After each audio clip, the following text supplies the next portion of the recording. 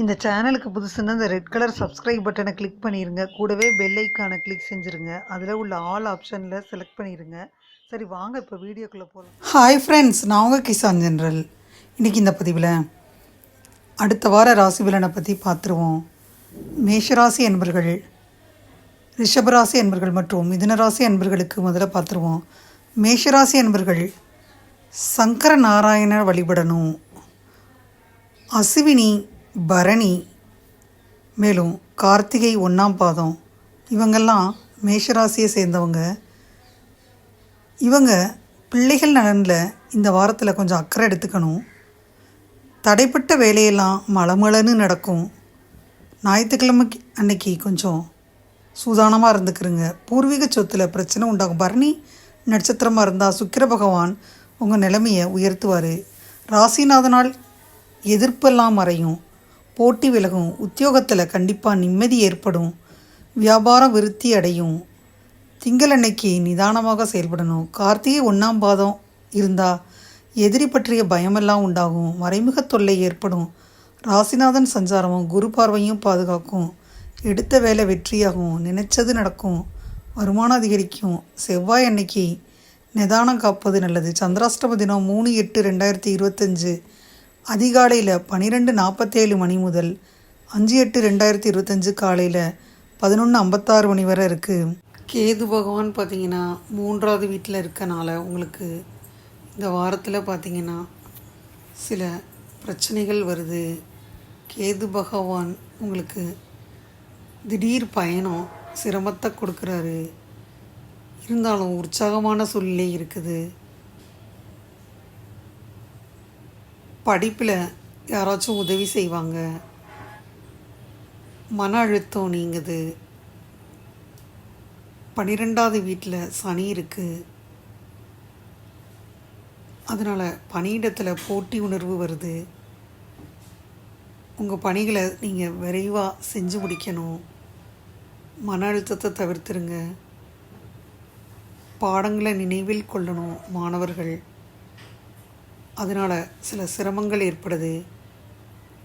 ஹனுமன் சாலிசாவை தவறாமல் பாராயணம் செய்யணும்.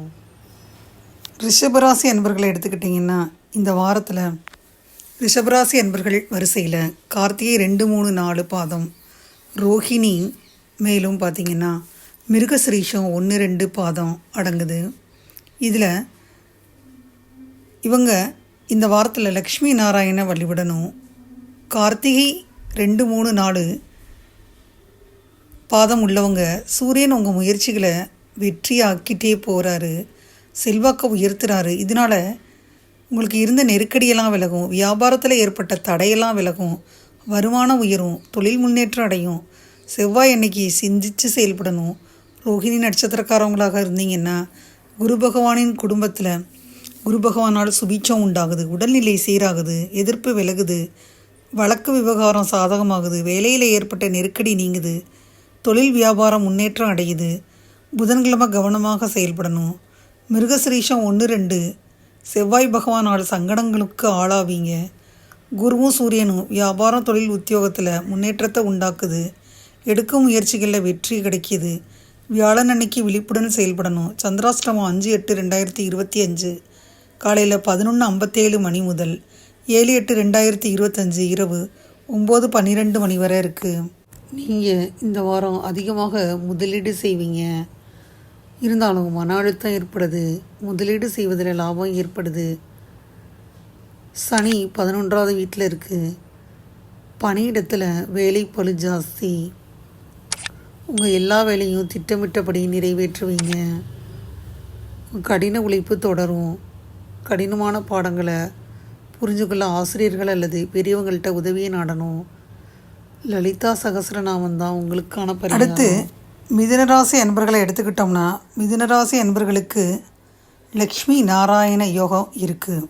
அதனால் மிருகசிரீஷம் 3, 4 பாதம், திருவாதிரை நட்சத்திரம் உள்ளவங்க புனர்பூசம் 1, 2, 3 ஜென்ம குருவால் உங்களுக்கு அலைச்சல் உண்டாகுது ஃப்ரெண்ட்ஸ். அது மட்டும் இல்லாமல் உங்களுக்கு இந்த ஜென்மகுரு வர்றனால சில நன்மைகளும் ஏற்படுது. எதிர்பார்த்து காத்திருந்த வெளிநாட்டு பயணம் உங்களுக்கு சாதகமாக அமையும். அது மட்டும் இல்லாமல் நீங்கள் ஜென்மகுருவால் குழந்தை பாக்கியத்துக்கு ஏங்குனீங்கன்னா குழந்தை பாக்கியம் கிடைக்கும். விஐபிகள் ஆதரவு உங்களுக்கு வெற்றி தரும். இடமாற்றம் உண்டு பணியிடத்தில். இந்த வாரம் நீங்கள் அசைவ உணவை தவிர்த்துருங்க. வீட்டில் செய்கிற உணவை சாப்பிடணும், இல்லைனா வயிற்றில் கோளாறு ஏற்படுது. அவசர அவசரமாக எந்த பணியையும் செய்ய வேணாம். இரவு நேரம் வீட்டுக்கு சரியாக வந்துடுங்க. பெற்றோரை கோபப்படுத்த வேணாம். ஆரம்பத்திலிருந்தே இதை மனதில் கொள்ளுங்க. திட்டு வாங்காதீங்க, மனநிலையை கெடுத்துரும். குடும்ப சூழலில் அமைதியின்மையை ஏற்படுத்தும். இந்த வாரம் உங்களுக்கு லாபம் கிடைக்க வாய்ப்பு இருக்குது. நல்ல மனநிலை முழு அலுவலகத்தின் சூழலை நல்லதாக்கும். நீங்கள் உங்கள் விஷயத்தை பற்றி வெளிப்படையாக பேசுவதை பார்க்கலாம். இந்த வாரம் பல மாணவர்களின் மனம் அவர்களின் படிப்பை தவிர வேறு பயனற்ற செலவுகளில் ஈடுபடும். அதனால் வரவிருக்கும் தேர்வில் விரும்பிய முடிவுகளை அடைவதில் சில சிரமங்களை சந்திக்க வேண்டி வரும். இந்த சூழ்நிலையில் முடிஞ்சவரை உங்கள் கல்வியில் மட்டுமே கவனம் செலுத்த முயற்சி செய்யுங்க. பரிகாரம் புதன்கிழமை புத பகவானுக்கு நீங்கள் அர்ச்சனை செய்யணும். கடகராசி அன்பர்களை எடுத்துக்கிட்டோம்னா, கடகராசி அன்பர்களுக்கு இந்த வாரத்தில் பல நன்மைகள் அடைய போகிறீங்க. புனர்பூசம் 4, பூச நட்சத்திரம், ஆயில்ய நட்சத்திரம் இவங்கெல்லாம் அடங்குவாங்க. கடகராசியில் அடங்குவாங்க. கடகராசி என்பர்கள் இம்மையில் நன்மை தருவார் கோயிலுக்கு போகணும். சங்கடங்கள் எல்லாம் பனி போல விலகும். குரு பார்வை சங்கடங்களை போக்கிரும். இதுவரை உடம்பு சரியில்லாமல் கால்வலி கைவலின்னு இருந்தீங்கன்னா உங்களுக்கு இந்த பாதிப்பெல்லாம் விலகும். எதிர்பார்ப்பெல்லாம் பூர்த்தியாகும். செல்வாக்கு அதிகரிக்கும். புதிய வீடு, நிலம், வாகனம் அப்படின்ற கனவு நனவாகும். குரு பார்வை உண்டாகிறதுனால இதுவரை இருந்த சங்கடம் விலகும். பம்பு வழக்கு சாதகமாகும். செல்வாக்கு உயரும். குடும்பஸ்தானத்தில் கேது சஞ்சாரம் செய்து குடும்பத்திற்குள் ஏதேனும் ஒரு பிரச்சனை ஏற்பட்டுக்கிட்டே இருக்கும். ஆயில்ய நட்சத்திரத்தை சேர்ந்தவங்களாக இருந்தீங்கன்னா திங்கள் முதல் புத பகவான் வேலைகளை செய்ய தொடங்குறாரு.